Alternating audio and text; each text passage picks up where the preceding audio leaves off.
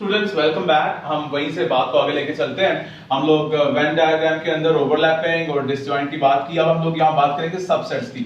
अब देखिए आपके पास एक सेट है ए, इसमें आपके पास मेंबर्स हैं 1 2 3 4 और 5। ओके, मैं फिर दोबारा कह रहा हूँ, ये मैं थोड़ा जल्दी में थोड़ा सा कीड़ा सा बन जाता है, तो इसको जरा ख्याल करना आप लोगों ने। Now the set B has the members 2 3 and 5। Okay, तो अब हम देखना चाह रहे हैं कि यार हाँ कैसे बना इसकी वेन डायग्राम। तो when you look at the members, so you see कि हाँ यार all these members are also the members of the set A. So this time instead of thinking about making two circles overlapping or disjoint, this time there would be a set inside the bigger set. Okay, so हम लोग ये हमारा set A होएगा और ये हमारा set B होएगा because it's a part of the set A. So you will write its members here. This is 2 3 5 और यहाँ पे 1 और 4 यहाँ पे आ जाएगा. Now the set B is the subset of the set A. So we shall write it like this. B is the subset of the set A. ठीक है? अब देखिए आपका यहाँ पे U का सिंबल तीन तरीकों से यूज हुआ है. अगर आप इसका उल्टा U यूज करोगे, so that would mean intersection. Like that means common members. इसको हम लोग and भी कहते हैं. सीधा U होएगा तो that means union. Okay? That means और सबको मिला दो. और अगर horizontally U आ जाएगा तो this would mean subset. अच्छा, अब आपके एग्जाम में अक्सर इसके नीचे यूं लिखा होता है ऐसे, ठीक है ना? That is basically the symbol for the improper subset. थोड़ा सा बता दो improper subset क्या होता है. चलें, क्या याद करोगे तुम लोग? देखें, आपके पास एक सेट है X, इसके मेंबर्स हैं, मैं ज्यादा बड़ा नहीं लाइक A, B और C मेंबर्स ले रहा हूं, और एक सेट Y है, इसके भी मेंबर्स क्या हैं, A, B और C। तो भाई ये तो इक्वल सेट्स हुए, लेकिन अगर आप उसको जबरदस्ती सबसेट बनाना चाह रहे हैं, फॉर एग्जांपल एक क्लास है, उसके अंदर 3 बच्चे हैं, ठीक है ना, और तीनों ऐड मैथ्स भी लेते हैं, तो फिर इसका मतलब है अगर इस क्लास हमारी X है और ये ऐड मैथ्स का सेट है, तो इसका मतलब है this set of add maths is an improper subset of the whole of the class. Okay, so इसको यूं लिखेंगे कि A is an improper subset of X. ठीक है, क्योंकि हमने क्लास के अंदर से ऐड मैथ्स के बच्चों को लिया है, इसलिए हमने A पहले लिख रहे हैं. ठीक है, इसमें हम ओपन साइड से बचपन से आप लोग बस लेस देन लाइक ये वाले साइन एलिगेटर वाली बात अगर आपको याद हो, like this mouth is open towards the bigger number. Okay, तो इसी तरह से ये U की ओपन साइड जो है वो बड़े सेट की तरफ होगी. B is a subset of A, इस तरह से. ठीक है, अच्छा, अब इसके अंदर आप अगर देखें तो इसमें आपका इंटरसेक्शन और यूनियन की भी एक बड़ी मजेदार यहाँ पे बात है. देखें, what is the set of intersection of A and B? और से बताएं जरा. देखें क्या कॉमन है इनके अंदर, है ना? तो वो आपका सेट B ही बनता है. अगर आप इसको देखें, फिर 2 इसमें भी है, इधर भी है, 3 इधर भी है, इधर भी है, 5 इधर भी है, 5 इधर भी है. तो अगर आप इसका A इंटरसेक्शन B लिखोगे तो that will be the set B. ठीक है, अब अगर आप कहीं पे जा रहे हैं, आप मोटरवे पे जा रहे हैं, तूफान आ गया, सामने एक बोर्ड पे आपने देखा कि वो यार ये क्या लिखा हुआ है, A intersection B equal to B, तो आप समझ जाएंगे कि हाँ B is the subset of A. और अगर ऐसे लिखा होता कि A union B is equal to A, तो इसका भी वही मतलब है कि यूनियन जाहिर है, अगर आप इसका यूनियन देखेंगे यहाँ पे तो इन दोनों को मिलाएंगे तो ये सेट A ही बनेगा आपका. ठीक है ना? तो अगर ऐसा लिखा हो तो this is an indirect way of saying कि B is a subset of A. ठीक है, ओके बच्चों, अभी तक तो हुई है सिर्फ और सिर्फ बातें. अब मैं बढ़ रहा हूं, अब जिस चीज की तरफ जाऊंगा इससे you will be able to solve the questions from the past papers, और फिर आपको लगेगा कि हाँ यार हमने कुछ कर लिया. ये जो सेट्स है इसके अंदर थ्योरी बहुत बतानी पड़ती है. ठीक है ना? ओके, अब हम आगे बढ़ते हैं. हम लोगों ने वेन डायग्राम के अंदर बात कर ली, ओवरलैपिंग, डिसजॉइंट और सबसेट की बात कर ली. अब यहाँ पे एक मेन बहुत इंपॉर्टेंट टर्म आ रही है, that is the complement of a set. Okay, basically complement of a set. Basically मैं इससे पहले जो बात करना चाह रहा था वो था यूनिवर्सल सेट. ठीक है, आइए पहले मैं आपको यूनिवर्सल सेट की बात बताऊं और फिर हम लोग आगे कॉम्प्लीमेंट की तरफ चलते हैं. देखिए बच्चों, बात यह है कि सपोज करें मैं बात करना चाह रहा हूं कि यार देखें मेरी क्लास 11A के अंदर जो लोग एड मैथ्स पढ़ते हैं, ठीक है ना, या फिर मैं कहती हूँ यार मेरी क्लास 11A के अंदर जो गर्ल्स फुटबॉल खेलती हैं या जो सॉफ्ट बॉल खेलती हैं, या मेरी क्लास 11A के अंदर जो बायो पढ़ती हैं, ठीक है ना. अब मुझे बार बार कहना पड़ रहा है कि मेरी क्लास 11A के अंदर, मेरी क्लास 11A के अंदर ये वाली बातें हो रही हैं, तो मैं अगर शुरू में कह दूं कि ओके बच्चों मैं बात करने जा रहा हूँ 11A की, ठीक है ना, अब 11A मैंने कह दिया, इसके बाद मैं बोलूंगा यार जो गर्ल्स फुटबॉल खेलती हैं या सॉफ्टबॉल खेलती हैं, या जो गर्ल्स बायो लेती हैं, या जो गर्ल्स फिजिक्स लेती हैं, तो सबको समझ आ जाएगी कि हाँ यार सर किसकी बात कर रहे हैं, वो जो 11A के अंदर जो गर्ल्स हैं उनकी बात हो रही है, ठीक है ना। तो इसी तरह से हमारे पास सेट्स के ऊपर जो क्वेश्चन आता है, हमें शुरू में एक यूनिवर्सल सेट दे दिया जाता है, इसका सिंबल को उसके ई को घुमा के लिखा होता है ना यूं, that is the symbol for the universal set. अब सपोज करें आपको यूनिवर्सल सेट दिया हुआ है 1 2 3 अप टू 50, सपोज चलो 50 ज्यादा जगह 20 कर लेते हैं हम लोग, ठीक है ना, तो ये हमें 20 दिया हुआ है। अब इसके बाद अगर हम यहाँ पे लिखें a, खाली इसके अंदर लिखा हुआ है इवन नंबर्स, तो अब हमें परेशानी की जरूरत नहीं, इट इज अंडरस्टूड कि इस यूनिवर्सल सेट के अंदर से जो इवन नंबर्स हैं वो इस सेट A के मेंबर्स हैं, ठीक है ना। अगर आपके पास सेट B लिखा हुआ है, लेट्स से ये लिखा हुआ है जी के मल्टीपल्स ऑफ 4, ठीक है ना, तो भाई वो कौन क्या होंगे, 4 8 12 16 और 20 होंगे। अगर आपका यहाँ पे लिखा हुआ है कि जी प्राइम नंबर्स, तो अंडरस्टूड बात है कि प्राइम नंबर्स कहां से होंगे, इस यूनिवर्सल सेट के अंदर से होंगे, ठीक है ना। अब अगर यहां पे ये बात अगर आपको समझ आ गई है, तो फिर अब इसमें कॉम्प्लीमेंट वाली क्या बात होती है। अगर A के अंदर इवन नंबर्स हैं, तो A के ऊपर अगर आप डैश डाल दोगे, तो इसका मतलब है कि इस सेट के अंदर वो वाले numbers, those numbers which are not even, okay. अगर हम B कॉम्प्लीमेंट की बात करेंगे, तो इस यूनिवर्सल सेट के अंदर वो वाले numbers which are not the multiples of 4, और अगर हम C कॉम्प्लीमेंट की बात करेंगे, तो इसका मतलब है कि कौन से नंबर्स की बात हो रही है, जो कि प्राइम नंबर्स नहीं है, ठीक है ना।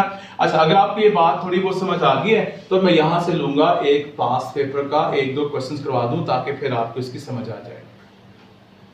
Okay, I have taken a question from June 2007, paper 1 9 का B part। अब देखें लिखा हुआ है यूनिवर्सल सेट, ये सेट बिलियन नोटेशन में लिखा हुआ है x where x is an integer and x is between 1 and 8 inclusive, और फिर एक सेट P दिया हुआ है, उसके मेंबर्स बताए हुए हैं greater than 5, और सेट Q दिया हुआ है, उसके मेंबर्स बताए हुए हैं less than or equal to Q। अच्छा, मैं चाहूंगा before I go into these two parts, मैं इसको आपको थोड़ा सा इसकी वेन डायग्राम ड्रॉ करके बताता हूं। देखिए ये 5 से आगे वाले हैं और ये 3 से पीछे वाले हैं, so what do you think, would there be anything common in them?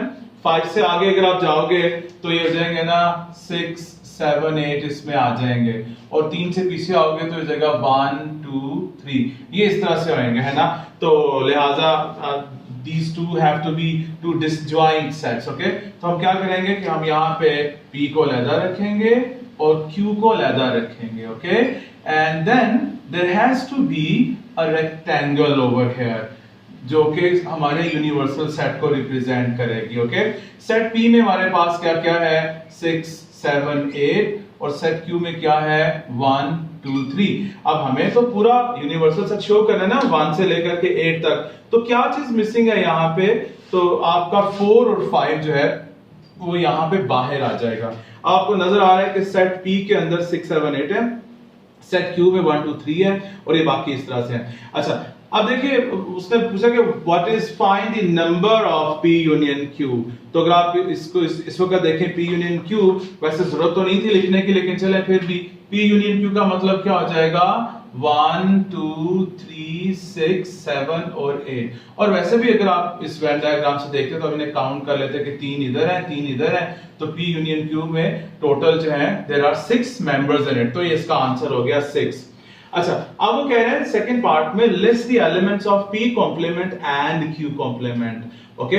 आप अगर चाहें तो इनको देखते हुए P कॉम्प्लीमेंट और Q कॉम्प्लीमेंट को आप लिस्ट भी कर सकते हैं। चलें पहले मैं आपको लिस्ट करके दिखा देता हूं ताकि फिर आपको समझ आ जाए, okay. If P is 6 7 8, then what would be P complement?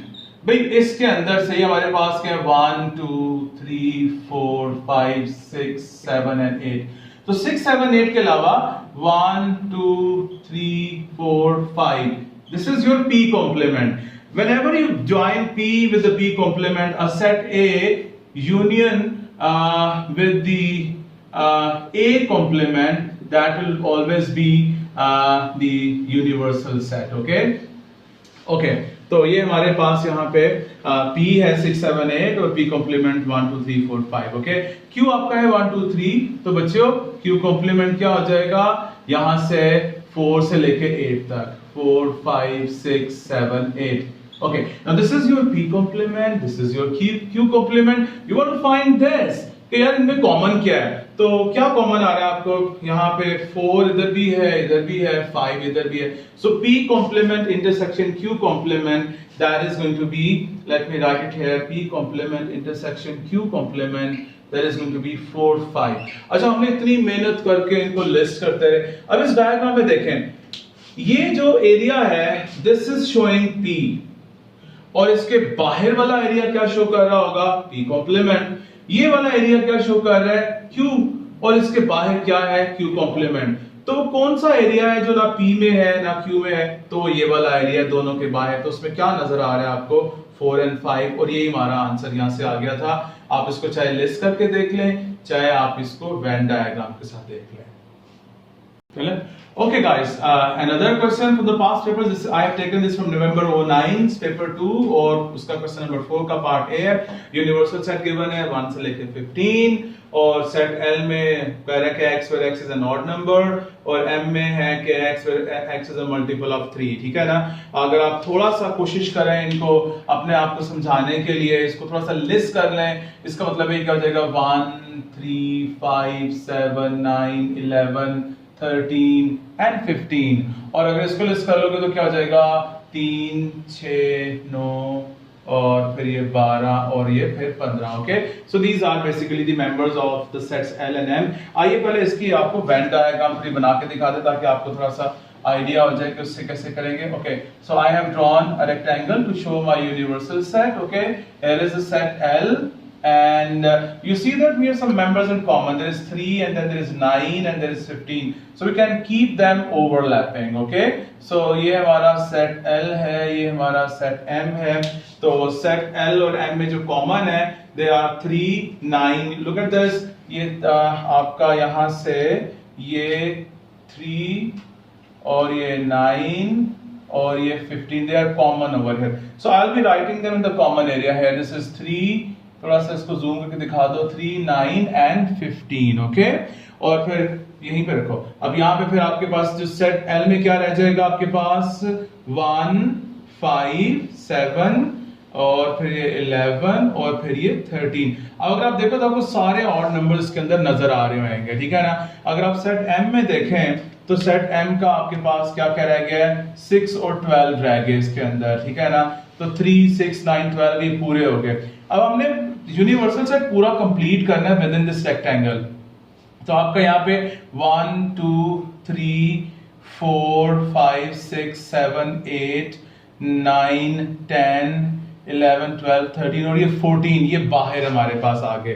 तो अभी आप इसको देख सकते हैं कि this is 2 4 8 10 14, this is neither in L nor in M, so this could be the answer of L complement intersection M complement। anyhow uncle ने कहा था कि write down this L intersection M, तो वो हमें पहले ही पता लग गया वो क्या है हमारे पास। मैं सिर्फ समझाने के लिए वेन डायग्राम की बात साथ साथ कर रहा हूँ। तो आपका L intersection M जो है that is 3 9 and 15, these are the members, we have to write them inside these braces okay। अगर आपसे पूछता है what is n of L intersection M, तो फिर आप बताते हैं कि that is equal to 3 okay। now it says L complement and M, L में नहीं है लेकिन M में है, ठीक है ना। तो इसका मतलब है अगर कोई चीज L में नहीं है तो क्या होगी, even होएगी, है ना।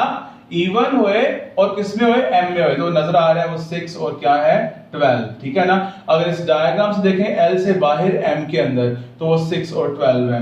तो आपका L complement intersection M, मैं दोबारा बता रहा हूं, L complement का मतलब है you look outside the set L and M, इसका मतलब है M में देखो तो वो क्या नजर आ रहा है आपको, that is 6 and 12 ओके। अच्छा, इसका लास्ट पार्ट जो प्रोबेबिलिटी से रिलेटेड है मैं इनको स्लो कर देता हूं।